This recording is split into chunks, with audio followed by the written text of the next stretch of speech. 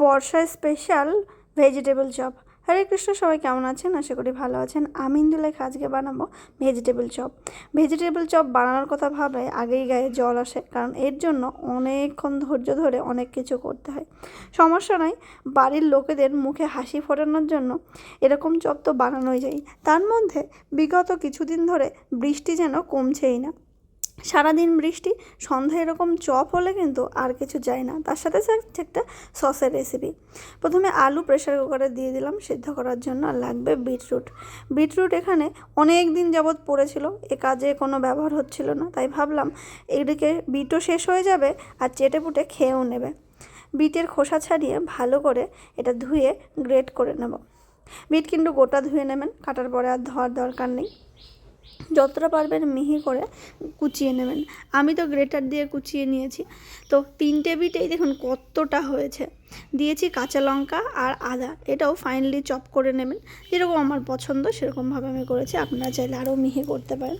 কড়াইতে দেবেন বেশ খানিকটা সরিষার তেল, তাতে সাদা জিরে, হিংয়ের পরিমাণটা একটু বাড়িয়ে দেবেন, তাহলে স্বাদটা বেশি ভালো হবে। আর আদা আর জিরে যেটা আমি কুচিয়ে রেখেছিলাম। তারপরে দিয়েছি এখানে স্পেশাল সাম্বার মশলা। আপনারা এখানে সবজি মশলাও ইউজ করতে পারেন, তবে আমি এখানে সাম্বার মশলা ইউজ করেছি। মশলা ভাজা হয়ে গেলে দিয়ে দেব বিটগুলো প্রথমে ভাজতে হবে।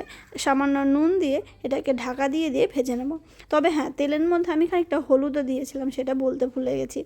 এবার ঢাকা চাপা দিয়ে লো হিটে এটাকে নেড়ে চেড়ে খুব ভালো মতো ভাজা করে নিতে হবে। দেখতেই পাচ্ছেন বিটগুলো খুব সুন্দর ঝরঝরা হয়ে যাচ্ছে, আর এদিকে কালারটাও কিন্তু চেঞ্জ হয়ে এসেছে। যেহেতু বর্ষার বিট, সেই কারণে লাল বাদ দিয়ে খয়েরি হয়ে গেছে, সমস্যা নেই। আলুও সেদ্ধ হয়ে গেছে। এবার আলুর খোসা ছাড়িয়ে এটাকে খুব ভালো মতো ম্যাশ করে নেব।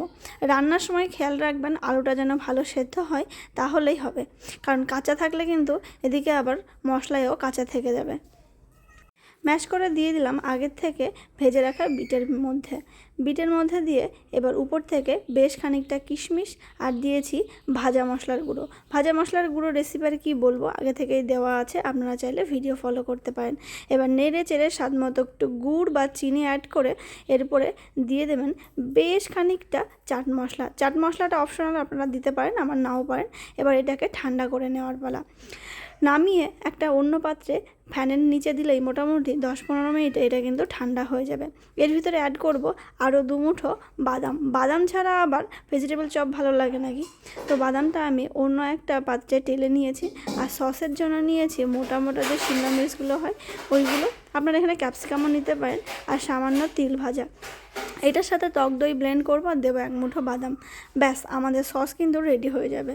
আর 2 মুঠো বাদাম এর ভিতরে দিয়ে চটকে নিয়ে ছোট পোর্শন করে এটা চপের মতো আকার দিয়ে নেব। আপনারা আপনাদের পছন্দ মতো চপের আকার দিতে পারেন, তবে আমি খুব বেশি গোলগাল করিনি, একটু চ্যাপটাই করেছি।